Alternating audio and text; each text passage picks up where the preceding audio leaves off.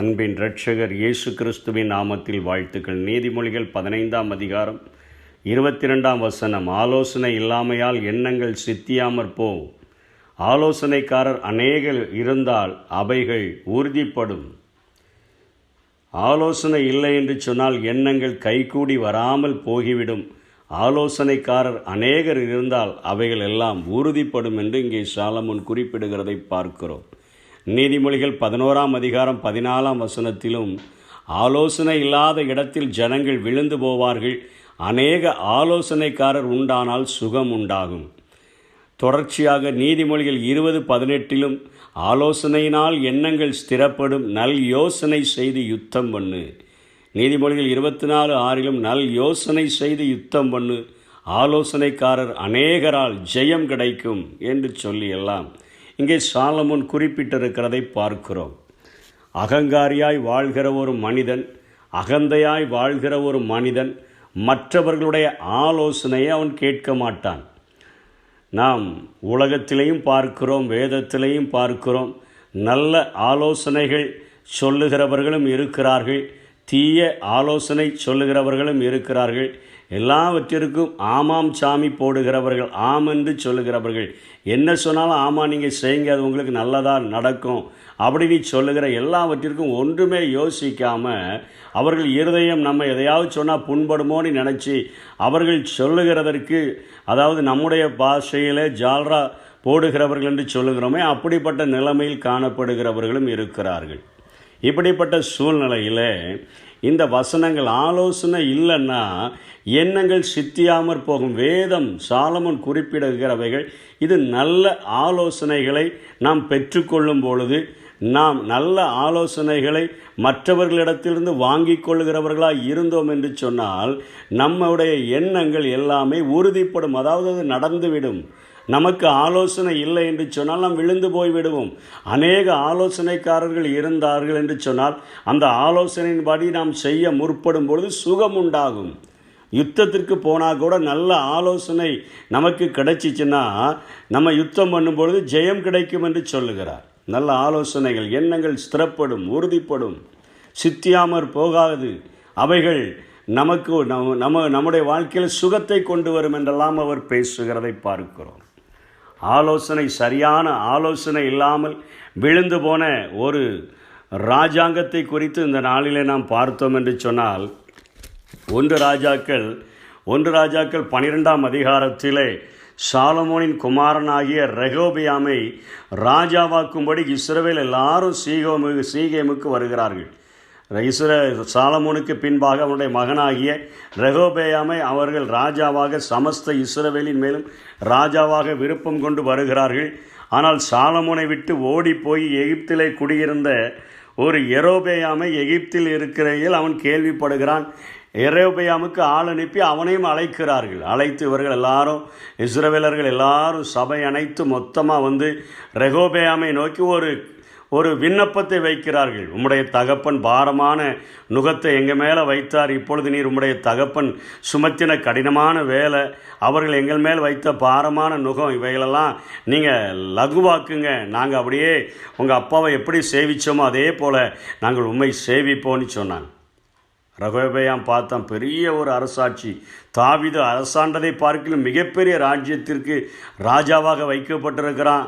தலையும் புரியல, காலம் புரியல, நீங்கள் 3 நாள் பொறுத்து வாங்க, நான் திரும்ப உத்தரவு சொல்கிறேன் என்றால் அவர்கள் எல்லாரும் போய்விட்டார்கள்.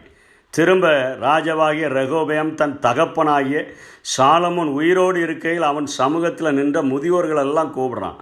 ஆலோசனைக்காரர்களாக இருந்தவர்கள், தகப்பனுடைய வாழ்க்கையிலே அவர்களுக்கு நல்ல ஆலோசனை அவருக்கு சொல்லி கொண்டு வந்த அந்த மூப்பர்களையெல்லாம் கூப்பிட்டு, நல்ல ஆலோசனை சொல்லுகிறவர்களை கூப்பிட்டு, அவர்களுடைய மறு உத்தரவு நான் கொடுக்கறதுக்கு நீங்கள் என்ன யோசனை சொல்கிறீங்கன்னு கேட்டான். அதற்கு அவர்கள், நீர் இந்த ஜனத்துக்கு சேவகனாகி இந்த ஜனத்தை கர்த்தர் நேசிக்கிறபடினால தான் உம்மை ராஜாவாக மாற்றியிருக்கிறார் என்று அங்கே சாலமோனுக்கு சொல்லப்பட்டதை அவர்கள் நினைவு கூறுகிறார்கள். இந்த ஜனத்துக்கு சேவகனாகவே மாறிவிடு. இஸ்ரவேலரை பொறுத்த வரைக்கும் ஜனங்கள் ஆடுகள் என்று சொன்னால் ராஜாவாக இருக்கிறவன் மெய்ப்பன்.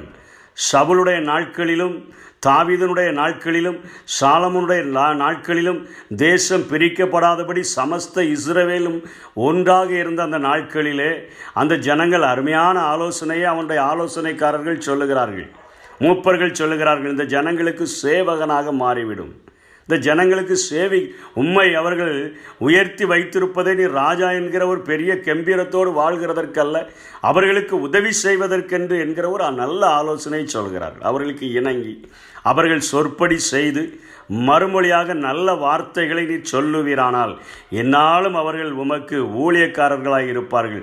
அவர்களுக்கு நீர் அவர்களுடைய காரியங்களில் நீர் நம்முடைய காதை வைத்து அவர்கள் கொஞ்சம் கவனித்து அவங்களுக்கு என்னென்ன விண்ணப்பங்களை வேண்டுதல்களை ஏறெடுக்கிறாங்களோ அதெல்லாம் சரியாக செய்தீர் என்று சொன்னால் அவர்கள் என்னாலும் உமக்கு ஊழியக்காரர்களாக இருப்பார்கள் சொன்னார். முதியோர் தனக்கு சொன்ன ஆலோசனையை அவன் தள்ளிட்டு தன்னோடு வளர்ந்த தன் சமூகத்தில் நிற்கிற வாலிபர்களோட குறும்பான வாலிபர்களை போய் கேட்குறான்.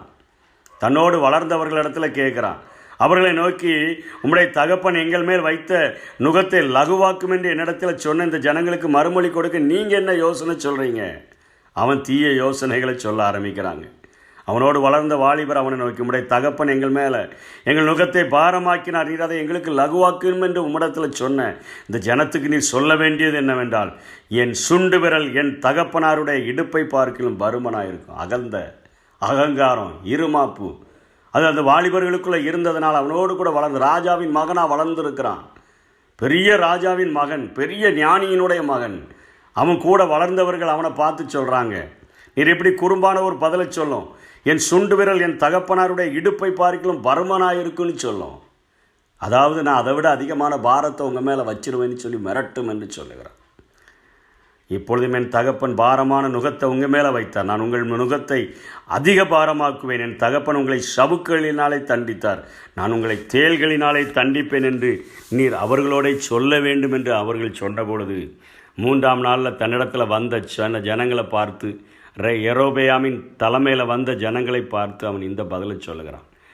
முதியோர்கள் சொன்ன ஆலோசனைகள், தன்னுடைய தகப்பன் ஒரு நல்ல ஆட்சியை கொடுப்பதற்கு கூட இருந்த ஆலோசனை சொன்னவர்களுடைய எல்லா ஆலோசனையும் தள்ளிட்டு வாலிபருடைய ஆலோசனையின்படியே அவர்களிடத்தில் பேசின பொழுது ராஜா தங்களுக்கு செவி கொடாததை இஸ்ரவேல் எல்லாரும் கண்டபோது ஜனங்கள் ராஜாவுக்கு மறு உத்தரவாக, தாவீதோடு எங்களுக்கு பங்கு ஏது? ஈசாயின் குமார் ஒரு ஜாதி கலவரம் போல வந்துவிட்டது, யூதா வேறு நாங்கள் வேறு என்பது போல. தாவீதுக்கு எங்களோட பங்கு இல்லை, ஈசாயின் குமாரனிடத்தில் எங்களுக்கு சுதந்திரம் இல்லை. இஸ்ரவேலே உன் கூடாரங்களுக்கு போய்விடு, தாவீதே நீ உன் சொந்த வீட்டை பார்த்துக்கொள் என்று சொல்லி இஸ்ரவேலர்கள் தங்கள் கூடாரத்துக்கு திரும்பி போய்விட்டார்கள். வடக்கு அரசு தெற்கு அரசு 10 கோத்திரங்கள் யெரொபெயாமை பின்பற்றி செல்ல வேண்டியதாய் ஆயிற்று. யூதாவோடு கூட பென்யமின் கோத்திரம் மாத்திரம் அங்கே ரெகோபெயாமோடு கூட இருக்க வேண்டியதாயிற்று. 2 பிளவுபட்ட இஸ்ரவேலாக ஒரு ஆலோசனைகள் தனக்கு கொடுக்கப்பட்ட நல்ல ஆலோசனைகளுக்கு செவி சாய்க்காமல் போன அந்த ரெகோபெயாமினால் அது வடக்கு அரசு தெற்கு அரசு என்று சொல்லி 2ஆக இஸ்ரவேலானது பிரிக்கப்பட்டு தனக்கு 2 கோத்திரம், பென்யமினுக்கு ரெகோபெயாமுக்கு 2 கோத்திரம், யெரொபெயாமுக்கு 10 கோத்திரங்களை ஆண்டவர் கொடுத்து விட்டதை நாம் பார்க்கிறோம். யெரொபெயாமின் கைகளில் கொடுக்கப்பட்டவர்கள் விக்கிரக வழிபாடுகளை பின்பற்றும்படி அவன் அநேக காரியங்களை செய்து அவர்களை தவறான காரியத்திற்கு நேராக வழிநடத்தி சென்று விட்டான்.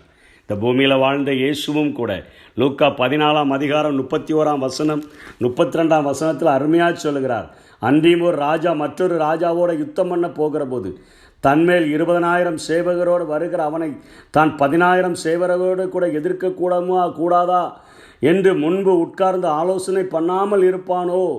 கூடாதென்று கண்டால் மற்றவன் இன்னும் தூரத்தில் இருக்கும்போதே ஸ்தானாதிபதிகளை அனுப்பி சமாதானத்துக்கானவைகளை கேட்டுக்கொள்வானே என்று சொல்லுகிறார். ஆலோசனை பண்ணுகிறார்.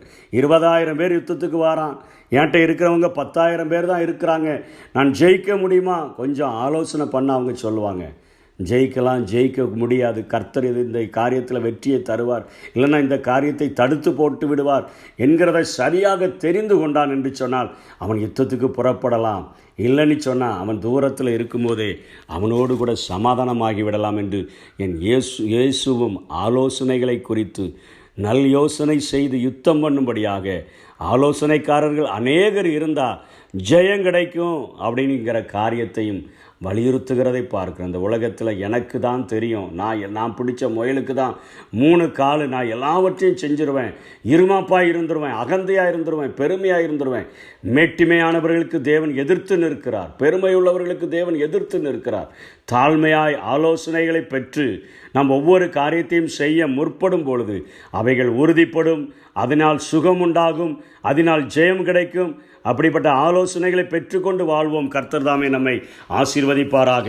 ஆமென். யோசனையில் பெரியவரே